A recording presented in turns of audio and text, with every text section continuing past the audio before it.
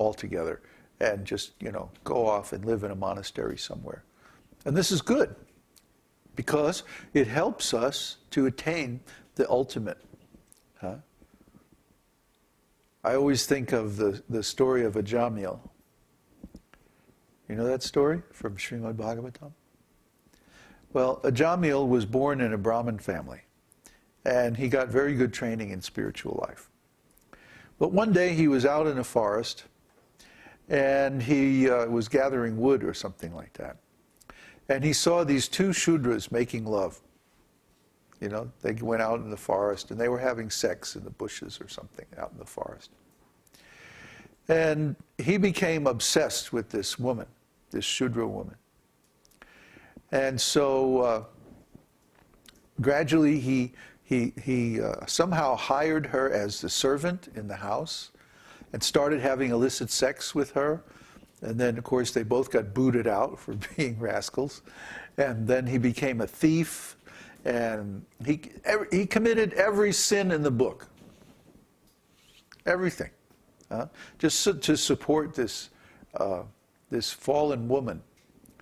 And he completely gave up spiritual life of all kinds and just made his life a complete mess.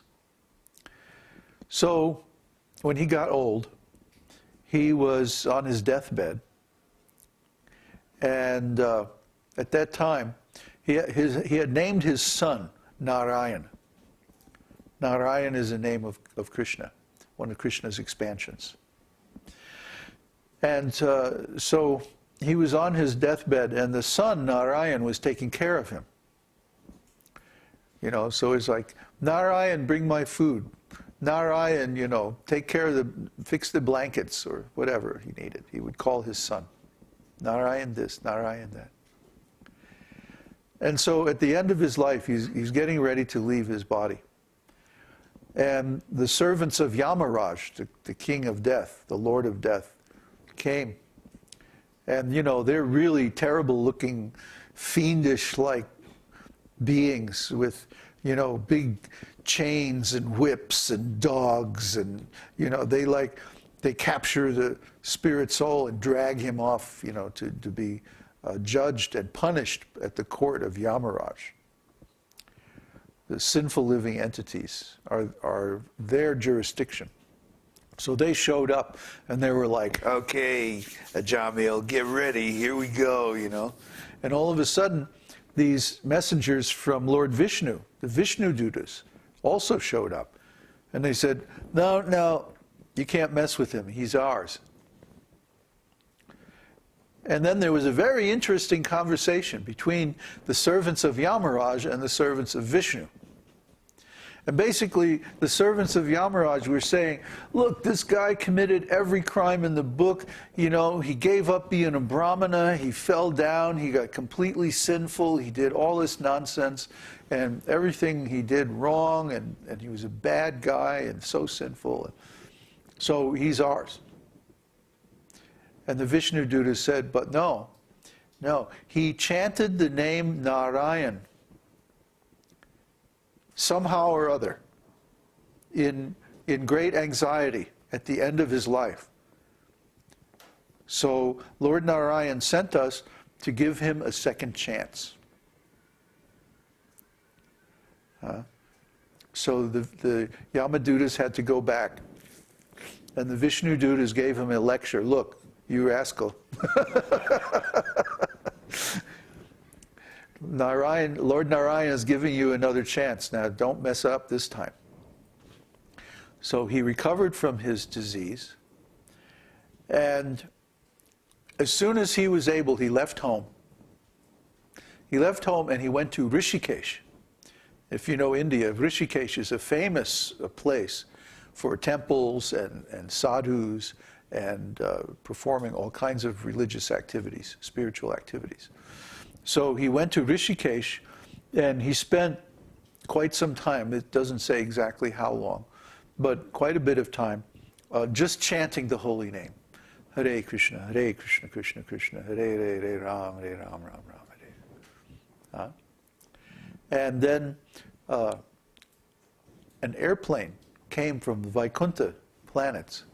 And the same Vishnu Dutas that had come before picked him up, and they took him back to the spiritual world on this airplane. So this is the same kind of thing. I mean, we all, in the West, we all went through this. We all have gone through, we've all have been the loudmouth, intoxicated, whoremonger, rascal, stealing criminal. Because if you even just participate in this society, you're a criminal. Because they're killing cows, they're killing people.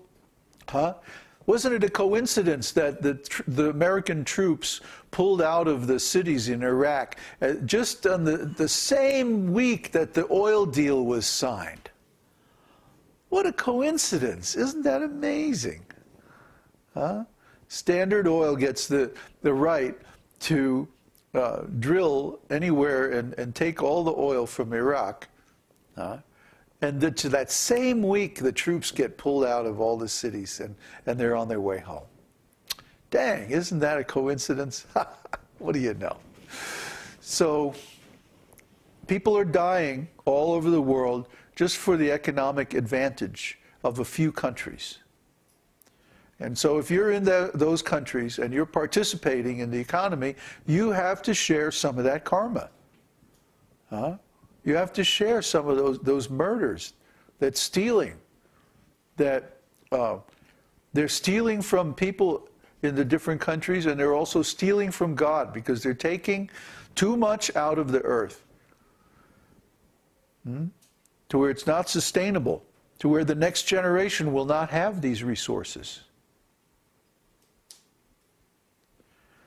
So anyone who participates in that economy, that means they have some of the blame. And they have to deal with that. So what we do is that we take the energy that we get, the money, the facilities, the resources, whatever that people donate to us, and we offer them to Krishna. So that's the 3rd chapter of Bhagavad-gītā. We're working on it. We'll get through it one of these days. The 3rd chapter of Bhagavad-gītā is about karma yoga. How do you engage your material activities in spiritual life? We were just talking about this last night, that since we started preaching about karma yoga, that the whole tone of our community has changed. And now we see that the devotees are much more interested in building community, in cooperating together to do some nice activities for devotional service. So anyway, this to us indicates that our students are actually maturing. They're actually taking this message. They're actually doing it in their own personal lives. And they're getting the results. After all, if someone had not gotten the results from the practices of the first 2 chapters of Bhagavad-gītā, they're not going to go and start doing the process that's given in the 3rd chapter, because the 3rd chapter is really straight up. It says, this is about sacrifice. This means give up the results of your work.